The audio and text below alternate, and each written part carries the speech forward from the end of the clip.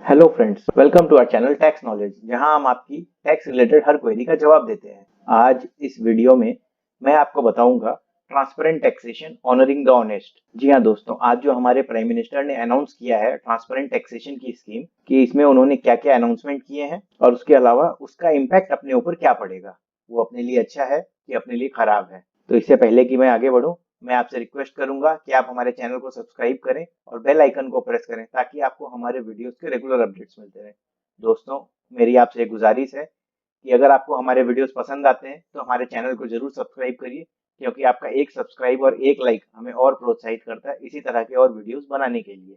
तो दोस्तों, आज जो हमारे प्रधानमंत्री ने अनाउंसमेंट्स की है, उसमें सबसे पहला जो अनाउंसमेंट है वो था launch of the tax charter. Tax charter जो होता है, वहां पर कुछ गाइडलाइंस दी जाती है जो कि इनकम टैक्स डिपार्टमेंट को फॉलो करना होगा एक असेसी के लिए।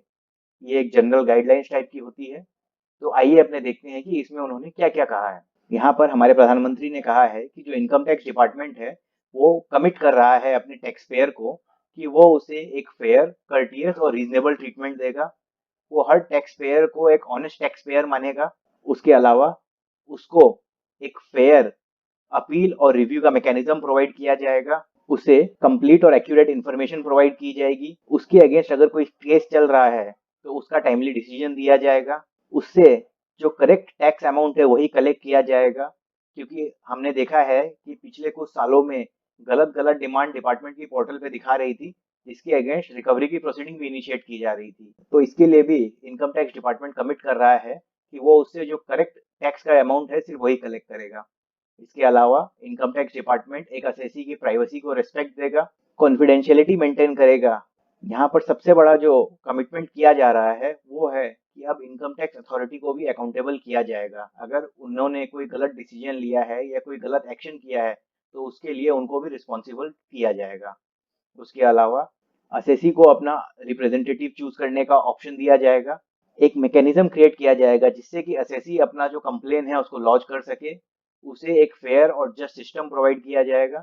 उसके अलावा एक सर्विस स्टैंडर्ड और उसकी रिपोर्ट पीरियोडिकली पब्लिश की जाएगी। इससे होगा क्या कि असेसी का जो कॉस्ट ऑफ कंप्लायंस है वो बहुत रिड्यूस हो जाएगा।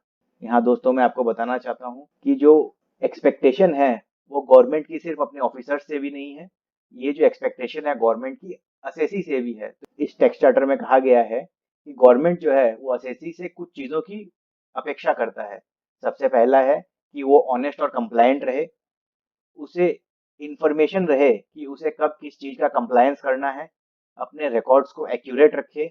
उसे ये जानकारी होनी चाहिए कि उसके रिप्रेजेंटेटिव ने उसके बिहाफ पर क्या सबमिशंस या क्या रिप्लाईज इनकम टैक्स डिपार्टमेंट में फाइल की है। उसके अलावा टाइमली कंप्लायंस करे और अपने टैक्सेस का टाइमली पेमेंट करे। तो आप देख ही सकते हैं, बड़े ही सिंपल चीजों की गवर्नमेंट अपेक्षा करती है कि अपने टैक्स पेयर से। अगला जो अनाउंसमेंट किया है हमारे प्रधानमंत्री ने वो है expansion of scope of specified financial transaction. दोस्तों, आपको ध्यान ही होगा, मैंने अपने चैनल में पहले एक वीडियो डाला था जहां पर किस टाइप के ट्रांजैक्शंस की रिपोर्टिंग इनकम टैक्स में होती है। अब इस ट्रांजैक्शंस की रिपोर्टिंग का जो स्कोप है इसको भी बढ़ा दिया गया है। इसमें जो जो ट्रांजैक्शंस फर्दर ऐड किए गए हैं वो है payment of education fees donation above ₹1 lakh, electricity consumption above ₹1 lakh, domestic business class air travel, foreign travel. अगर आप किसी होटल में 20,000 से बेसी का पेमेंट करते हैं तो उसकी भी रिपोर्टिंग होगी। Purchase of jewellery, white goods, painting, marble etcetera above ₹1 lakh, deposit credit in current account above ₹50 lakh, deposit credit in non current account above ₹25 lakh. अगर आप प्रॉपर्टी टैक्स का पेमेंट करते हैं 20,000 से बेसी का तो उसकी भी रिपोर्टिंग होगी। इसके अलावा अगर आप लाइफ इंश्योरेंस प्रीमियम का भी पेमेंट कर रहे हैं 50,000 से बेसी का, इसके अलावा अगर आप हेल्थ इंश्योरेंस प्रीमियम दे रहे हैं 20,000 से बेसी का, और अगर आप अपने शेयर्स का कोई ट्रांजैक्शन या डीमैट अकाउंट में कोई ट्रांजैक्शन कर रहे हैं या किसी बैंक लॉकर में अगर आप कोई ट्रांजैक्शन कर रहे हैं तो उसकी भी रिपोर्टिंग होगी।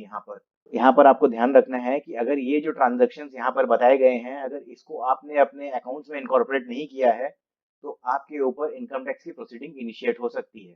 इसके अलावा डिडक्शन और collection of tax at higher rate है नॉन फाइलर के लिए। तो अगर कोई नॉन फाइलर है जिसके against higher rate of deduction हो रहा है तो उसकी भी रिपोर्टिंग अलग से होगी। उसके अलावा compulsory filing of return by person having bank transaction above ₹30 lakh, all professional business having turnover above 50 lakh. Payment of rent above 40,000। अगर आप 40,000 से बेसी का रेंट भी पेमेंट करेंगे तो अब आपके लिए रिटर्न फाइल करना कंपलसरी हो जाएगा। और इन सबसे रिलेटेड जो चेंजेस है एक्ट में, वो भी कुछ दिनों में ला दिए जाएंगे। एक और जो सबसे बड़ा चेंज लाया गया है वो है टैक्स सिस्टम को जो है वो सीमलेस, पेनलेस और फेसलेस किया जा रहा है। जी हाँ दोस्तों, अब हमारा जो असेसमेंट प्रोसीडिंग है और डिपार्टमेंट से जो कम्युनिकेट करने का प्रोसेस है वो कम्प्लीटली फेसलेस कर दिया गया है। अब आपकी अगर कोई स्क्रूटनी चल रही है तो वो आपको सीधे आपकी ई प्रोसीडिंग के ऑप्शन में ही दिखाई जाएगी।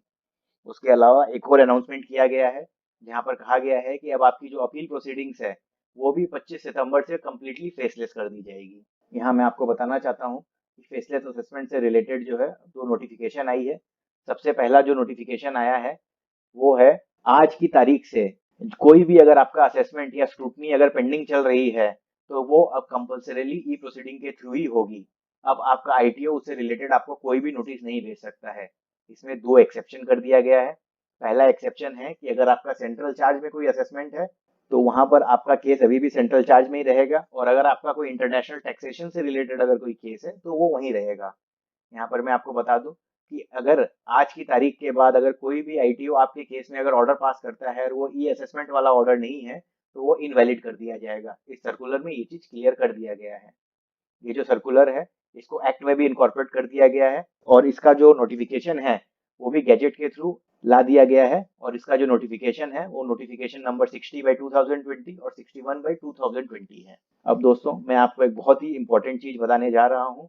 इस फेसलेस असेसमेंट स्कीम को और आगे बढ़ाने के लिए और डिपार्टमेंट और असेसी का इंटरेक्शन को और कम करने के लिए गवर्नमेंट ने एक बहुत बड़ा अनाउंसमेंट किया है और इसके लिए एक सर्कुलर भी निकाल दिया है, जिसमें उन्होंने कहा है कि इनकम टैक्स डिपार्टमेंट जो सर्वे करता है सेक्शन 133A के अंदर में, अब वो सर्वे जो है सिर्फ इन्वेस्टिगेशन डिपार्टमेंट और टीडीएस डिपार्टमेंट ही कर सकता है।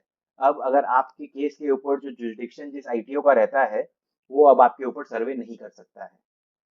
जी हाँ दोस्तों, ये बहुत बड़ा चेंज आया है इनकम टैक्स की प्रोसीडिंग्स के रिलेटेड। अगर आपने देखें तो अगर आप इस चीज को और सरलता से समझें तो बहुत बार क्या होता है कि जब साल खत्म होने वाला होता है तो इनकम टैक्स डिपार्टमेंट के सर्वे जो हैं टैक्स कलेक्शन के लिए, रिकवरी के लिए बहुत बढ़ जाते हैं। अब यहाँ पर ये चीज एकदम बोल दिया गया है कि जो सर्वे है वो सिर्फ इन्वेस्टिगेशन डिपार्टमेंट कर सकता है, जो कि सर्वे सिर्फ उसी सिचुएशन में करता है जब उसके पास कोई एडवर्स इंफॉर्मेशन हो। इन्वेस्टिगेशन विंग के अलावा अब सिर्फ टीडीएस डिपार्टमेंट के पास है, जो कि सर्वे तभी करता है जब उनके पास भी कोई इन्फॉर्मेशन आती है कि असेसी ने टैक्स डिडक्शंस नहीं किए हैं, या डिडक्शन करने के बाद उसका रिटर्न फाइल नहीं किया है, या टैक्स का डिपॉजिट नहीं किया है। तो दोस्तों ये बहुत ही बड़ा चेंज है। तो आई होप ये वीडियो आपको बहुत पसंद आया होगा। इसी तरह के और वीडियोस के लिए आप हमारे चैनल को सब्सक्राइब कर सकते हैं। Thank you friends.